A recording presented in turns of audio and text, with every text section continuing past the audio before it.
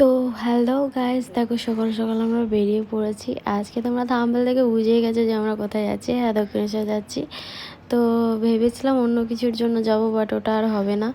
তো একটা কাজ হয়নি তো কী হয়েছে, আর একটা কাজের জন্য যাচ্ছি। তো আমাদের শ্বশুরবাড়ির নিয়ম আছে যে বেবি হওয়ার পরে গঙ্গা স্নান দিতে হয়। তো আমার যাওয়া হয়নি, তো এবারে যাচ্ছি। তো গঙ্গা স্নানটা করে আসবো, আমি আর সোনা মিলে করে আসবো, আর বিনোদ যাচ্ছে। তো এই যে দেখতেই পাচ্ছ গাড়ি চলে এসছে আর আমরা গাড়িতে উঠে গেছি। আর মনে তো খুবই খুশি, মনে খুবই খুশি ও যাচ্ছে আমাদের সাথে। আর ও বাইরে ঘুরতেও খুব পছন্দ করে, তোমরা সবাই জানো। তো এই যে আমরা দুজনে বেরিয়ে পড়েছি গাড়িতে। তো দেখো আমরা এখান থেকে সল্টলেক দিয়ে যাচ্ছি, আর গিয়ে ওখানে গিয়ে স্নান টান করে পুজো টুজো দেবো। তো গাইস ওখানে গিয়ে ভাবতেই পারিনি যে এত ভিড় জানি না কিসের জন্য। আজকে মনে হয় কোনো অকেশন আছে ওই কারণে। তো এই যে আমরা দক্ষিণেশ্বরে প্রায় চলে এসেছি, দেখো এই যে গাড়ি ঢুকছে। তো দক্ষিণেশ্বরের ভেতরে আমরা চলে এসেছি। তো তোমরা দেখতেই পাচ্ছ কত ভিড়, প্রচুর ভিড়। এই যে আমরা গঙ্গার দিকে যাচ্ছি, মানে আগে স্নানটা সেরে নেব, স্নান সেরে নিয়ে চেঞ্জ করে তারপরে গিয়ে পুজো দেবো ভাবছিলাম। তো যেহেতু প্রচুর ভিড়। আর এখান থেকে বিনোদ দেখাচ্ছিল, দেখো বালির ব্রিজটা দেখাতে বলছিল। আর আমার মেয়েকে দেখো গাইস, শুধু ঘুরে ঘুরে এদিক ওদিক দেখেই যাচ্ছে শুধু, মানে ওর চোখ ছেড়ে সারাক্ষণ এদিক ওদিক। তো যাই হোক গে, এই দেখো আমি ওকে নিয়ে যাচ্ছি স্নান করাতে।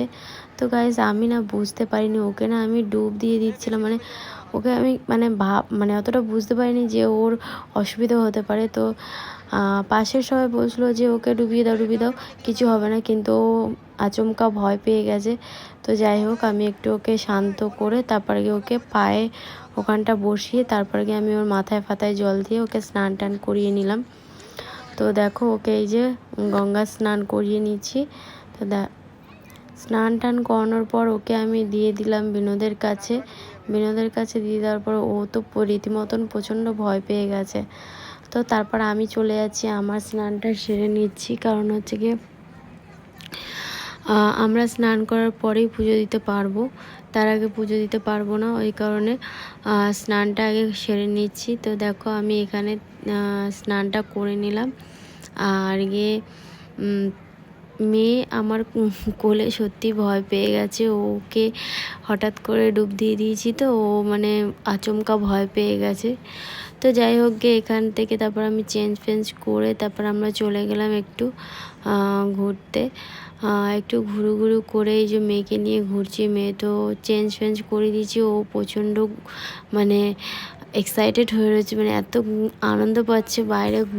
বাইরেও প্রচুর ঘুরতে পছন্দ করে। তো সেদিন তো সারাদিন বাইরে, প্রায় সকাল 6টার থেকে 1টা অবধি রাস্তায়। তো মাঝখানে মনে হয় 2 মিনিট কি 3 মিনিট ঘুমিয়েছিল, তারপর সারাক্ষণ জেগেছিল।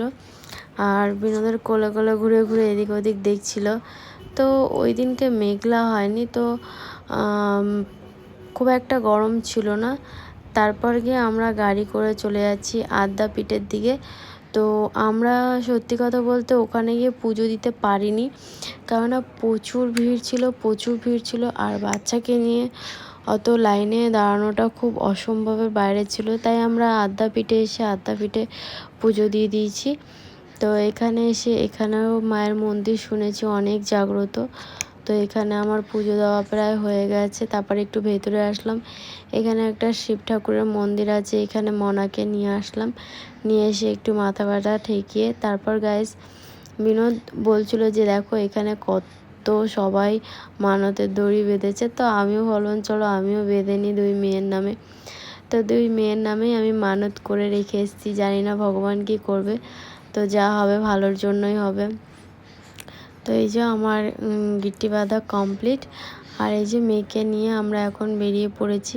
কিন্তু হ্যাঁ গাইস, এর পরেও আমরা ভেবেছিলাম এক জায়গায় যাব, কিন্তু সেটা একদমই হয়ে ওঠেনি। মেয়ে এত কান্না স্টার্ট করে দিয়েছিল যে আমরা যেতেই পাইনি। তো তোমরা দেখছো আমরা টিকিট কাউন্টারে চলে এসেছে। হ্যাঁ, আমরা পাতাল ট্রেনে করে যাওয়ার কথা ছিল কালীঘাট, কিন্তু কালীঘাটে যাওয়া তো গাইস পাতাল ট্রেনে করে যাওয়া হলো না, কেননা আমার মেয়ে ভীষণ কাঁদছিল।